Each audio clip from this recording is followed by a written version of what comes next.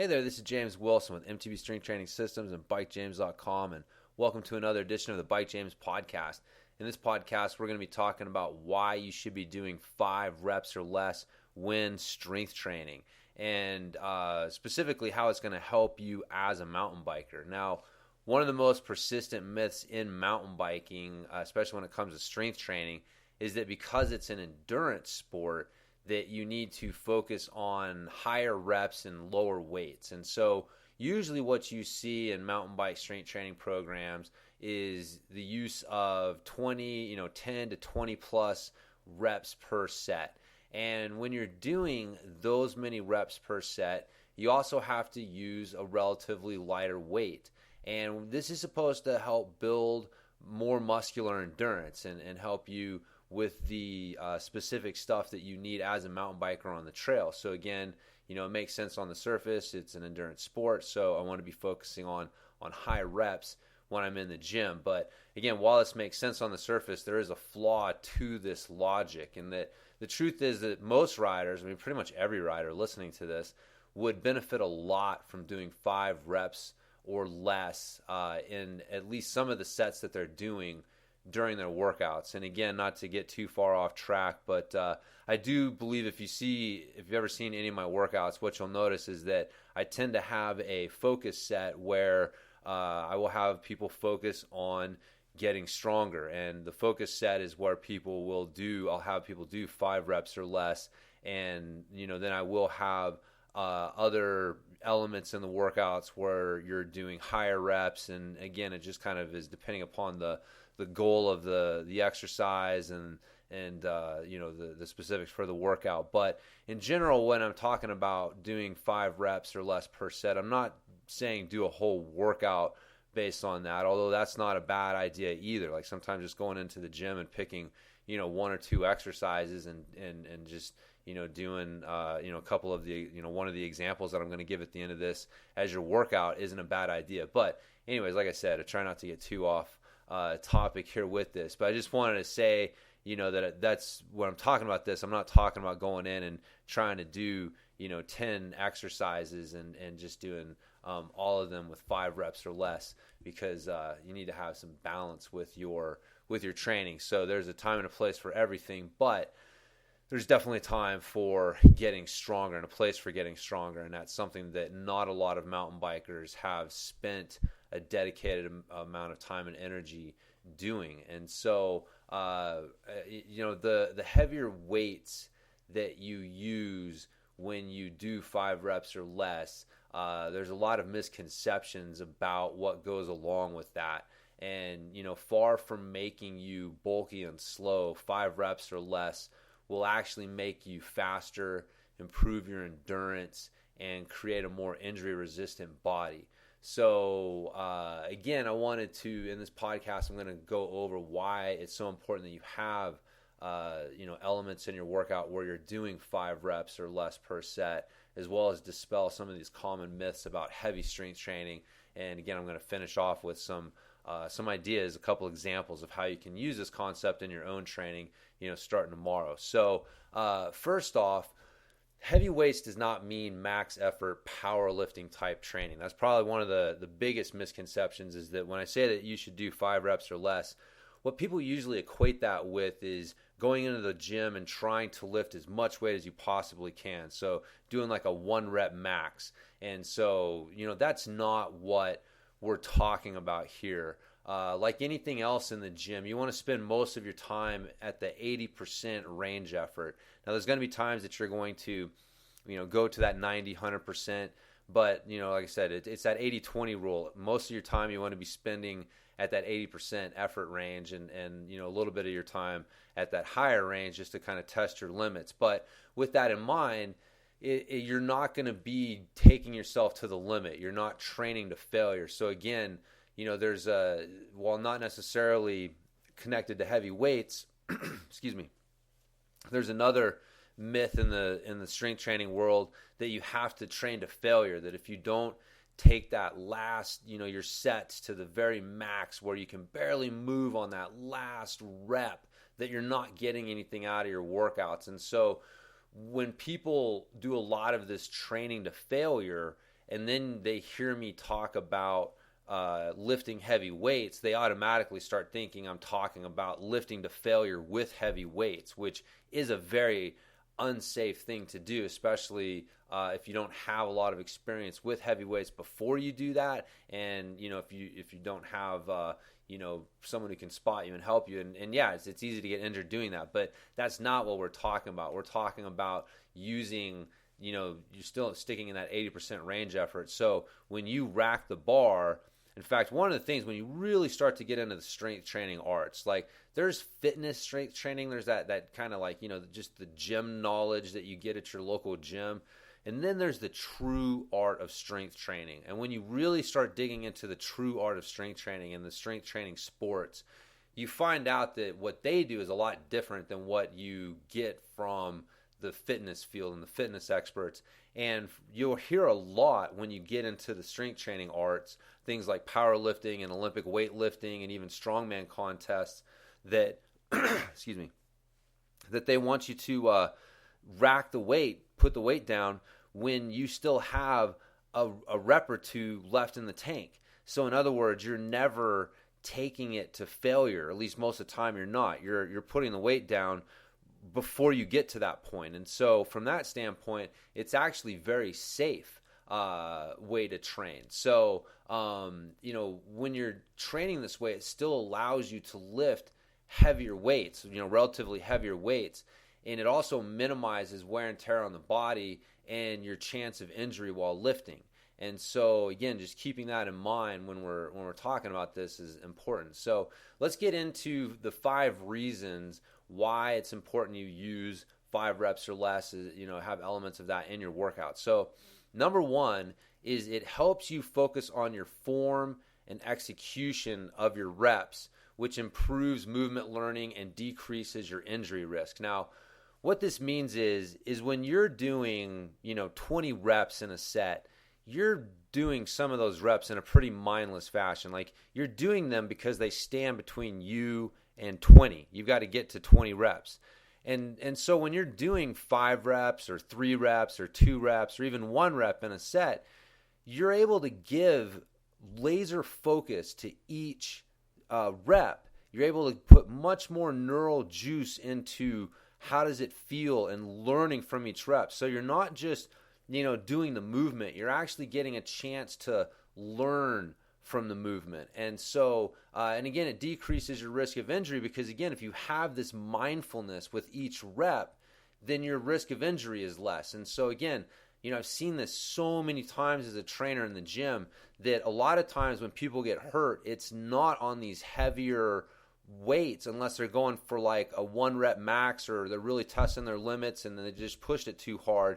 But during training, when you're not testing your limits, most of the injuries that I saw were from people who were doing 10 or more reps in a set because they're not focused and paying attention to each one of those reps. They're just gritting their teeth and putting their head down, and they got their music blasting in their headphones, and they're just banging through those reps. And without that mindfulness and focus, they miss the body's signals. They're like, hey man, something's wrong. You need to pay up too late, and something gets hurt. And so, believe it or not, the lower reps are actually safer. Like I said, especially when you do it the way that I was talking about earlier, where you're focusing on that 80% range of effort. And so that's the number 1 reason, is that it helps you actually learn the movement better and decreases your risk of injury. And so the second reason is that it doesn't tax you as hard metabolically, which helps you recover from your riding. Now, what this means is different rep ranges affect the body in different ways. Like basically the body fuels these different rep ranges differently. And so when you're doing 5 reps or less, because the time is so short, you're using a lot of, it's more nervous system intensive. Like your ability to improve and get stronger is more about your nervous system's ability to get more efficient with the movement, recruit more muscle fibers, decrease the resistance from opposing muscles, basically becoming more efficient through the nervous system. So it basically requires more neural juice, when you are doing more reps, when you're starting to get into 10, 20 plus reps, at this point, yes, you're still using neural juice, but you're fueling it metabolically. Now you're really starting to kick in the, more of your metabolic fueling system. So the anaerobic and aerobic, and this creates different stresses on the body. And so when you look at riding, mountain biking, it's a very cardio intensive sport. It's a very metabolically demanding sport. And so you are taxing your metabolic system a lot when you are riding already. And so when you get in the gym and your strength and you're doing your strength training, if you're getting in there and you're continuing to focus on hammering your metabolic system with these higher reps with everything that you do, you're just kind of burning the candle at both ends. Your body does not get a chance to recover effectively. More is not better. Like training and riding break you down, and it's, recovery that actually makes you better. And so by getting in the gym and, exposing your body to stuff that forces it to adapt using a different, method, different strategy than what it's used to on the trail, is going to help it, conserve energy, or not really conserve energy, but help it recover. Like I said, you're on the trail, you're really taxing the metabolism, and then you get into the gym and you're doing these lower reps with the higher weight, which are taxing more of the nervous system and not as taxing on the metabolic system. And so this is just kind of a smart way for you to look at how to kind of cycle your training, and for lack of a better term, and just kind of keep the different ways the body fuels things and stuff in mind. So you're not just, like I said, burning the candle at both ends with stuff. So moving on to the third reason, it recruits more muscle fibers, which gives you access to more muscle fibers when riding, and this increases your endurance. And so again, the strength training, one of the things I just mentioned was how it's more of a, when you're doing 5 reps or less per set, it's more dependent on your nervous system's ability to do several things. And one of those is to recruit more muscle fibers. Like, you have more muscle fibers than you can recruit right now. We've all heard the story about the mom who lifted the car off their kid or whatever, and it's, these times of extreme stress, your body allows you to tap into more of the muscle fibers that you already have. And so it's not really about building more muscle fibers as much as it is learning how to tap into more of what we already have. And so again, that's one of the reasons that the 5 reps or less is important for us, because as we gain access to more of these muscle fibers, not only does it help us become stronger in the gym, but when we're on our bikes and when we're pedaling, the body will have access to these fibers to turn on and use to help increase its endurance. And what they found is that, these high threshold motor units, that the body will actually cycle through the muscle fibers that it's using during a cyclical endurance activity, so like running or cycling. And so instead of just using the same muscle fibers over and over and over again, what your body will do is it will actually cycle through and use some while some rest, and then use others while some rest. And so the more muscle fibers that you have access to, the more muscle fibers that your body will be able to cycle through and help increase the endurance. So this is one of the mechanisms that's been shown to help increase endurance through strength training. And so, again, in running and some, studies with cyclists has shown that strength training to help increase endurance. And this is one of the mechanisms that it does that is by giving you access to these more muscle fibers. And then these are able to be cycled through when you're riding, which increases your endurance. So the next reason, the fourth reason, is it helps you get stronger without adding excessive muscle mass. And this improves your strength to weight ratio, and what muscle you do build will be functional and not just for looks. And so again, this is one I get a common question from people is, they're afraid of adding weight, right? And so, if I strength train, am I going to add a bunch of weight? If I do heavy weights, am I going to get bulky and add weight? And what you're looking for is not just to be as light as possible. What you want to do is maximize your strength to weight ratio. How strong you are compared to how much you weigh.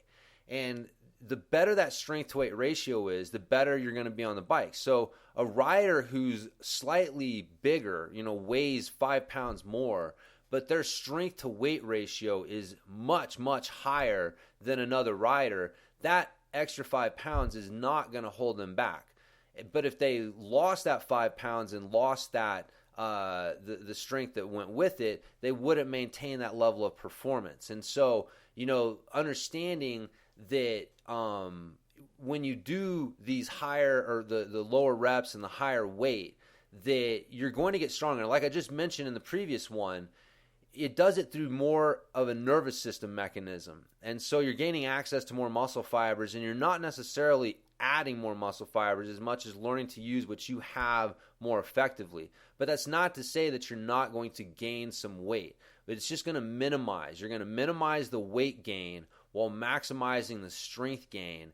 And that's what you want. That's going to give you the best strength to weight ratio. So again, if you add 5 pounds, but you see your deadlift strength increase by 100%, I guarantee you are going to be a much faster rider on the trail. And again, like I mentioned, when you're using these heavy weights and lower reps, and you're focusing on these big compound lifts like deadlifts and squats and chin ups and overhead presses, what muscle you do add is going to be quote unquote functional, meaning that it's going to be able to move and function as part of your body, as part of the overall unit. It's not going to be just like a bodybuilder type muscle that's puffed up and there for looks, but doesn't necessarily coordinate as well with the body because it's been built through a lot of isolation training and high reps and stuff like that. And so again, it's just the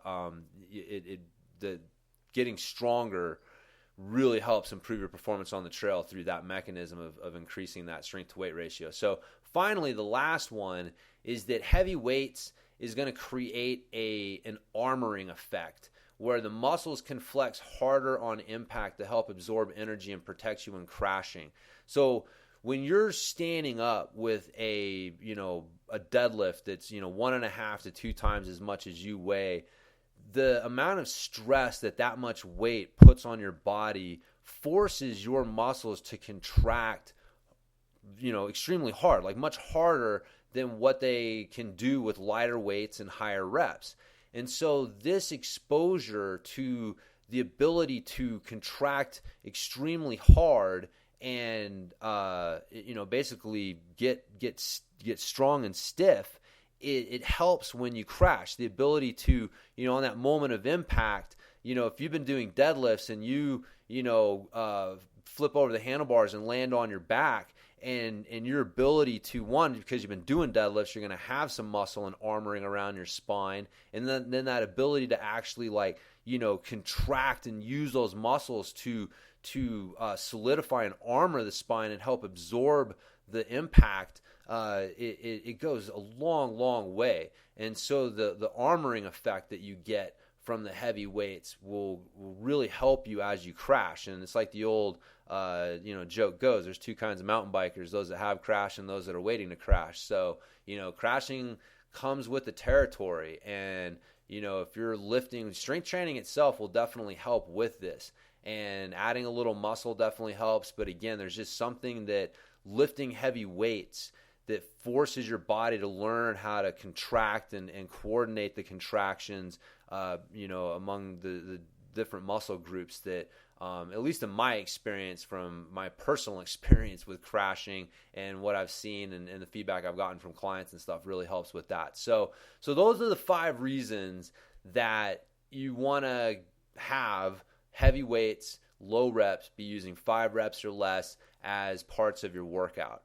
And so some ways to use this concept, I'm going to give you 3 examples. And one is your classic 5 sets of 5 reps. And, this is one of the classic strength training, set and rep schemes. There's so many different ways to do this. Now, I will say that what it doesn't mean is just going in there and, like, I've already mentioned this, like, you're not going 5 max effort reps for 5 sets. Like, that's tough to do. I've done that, tried to do that, back in the day, back when I thought I was a bodybuilder. Definitely did a lot of stupid stuff. I've done the train to failure. I've made a lot of these mistakes and just seen that you can't sustain a lot of that stuff. And so with the 5 sets of 5, one common way to do it will be to have 5 sets where you're slowly building up till you get to kind of not necessarily a max effort lift, but that last set, that 5th set, is the one where you're really starting to get to the point where like, okay, I'm taking it so I've got like maybe 1 rep left in the tank before I rack it. That's a good way to do it. I mean, really, there's no wrong way to do it. You can just kind of increase the weight or decrease the weight based on feel. You can just stick to the same weight. One thing you can do is take a weight and do, the first couple sets, do 5 reps, and then do a couple sets of 3 reps, and then a set of 2 reps, and then each week add a rep to one of those sets that's one of those 3 reps or 2 rep sets. And so, for example, you do like 5 and 5, and then 3, 3, 3, and then 5 and 5, and 4, 3, 3, and keep building up until you get to you're doing 5 sets of 5 reps. And so, like, you don't necessarily have to do the 5 reps. That can be kind of your goal. And so, taking a weight that you can't quite get 5 sets of 5 reps with, and doing something like that's another way to go about it. But there's a coach named Dan John that I talk about a lot. Has been a huge influence on my career. But if you Google Dan John 5 sets of 5 reps, you'll find a great article that he wrote on different ways that you can use that, a bunch of different examples. So you can follow up with that. Another way that you can use this is do a set of 5 reps and then increase the weight and do a set of 3 reps and increase the weight and do a set of 2 reps. And again, there's another program by a guy named Jim Windler where he used this rep scheme, as part of his overall program. And it's the 5-3-2, and it's a really good way to get stronger. And so, again, nothing fancy. Like, that's the thing with getting stronger is it doesn't have to be fancy. It just requires focus and consistency and, a little bit of hard work in the gym. But it's as simple as that. 5 reps, add some weight, 3 reps, add some weight, do 2 reps.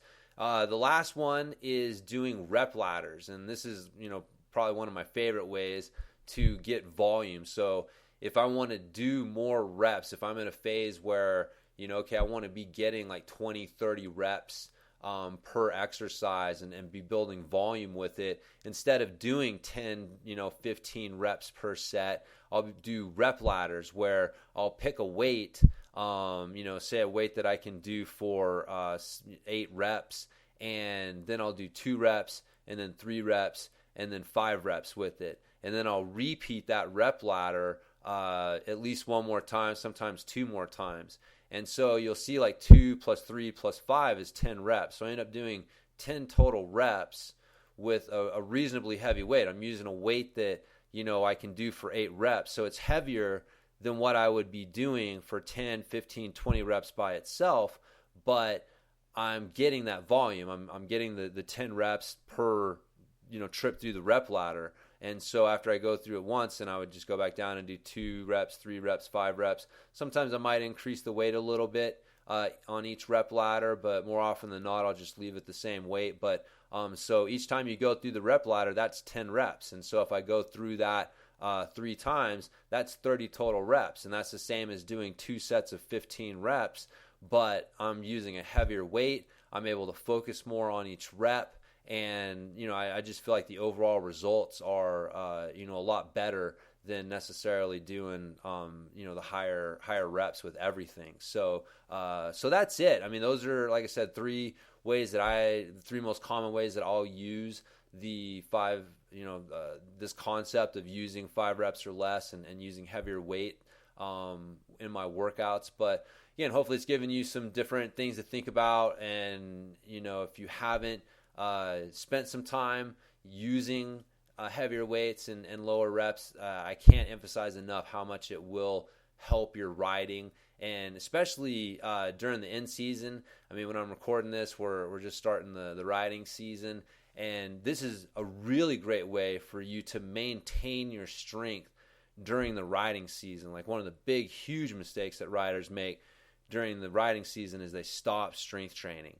and your strength levels are going to drop quickly. And once your strength levels drop, the rest of your performance levels are going to drop. So one of the battles through the season is to find ways to maintain your strength levels while not taking away from your energy levels that allow you to ride and recover, which is the most important part of the riding season.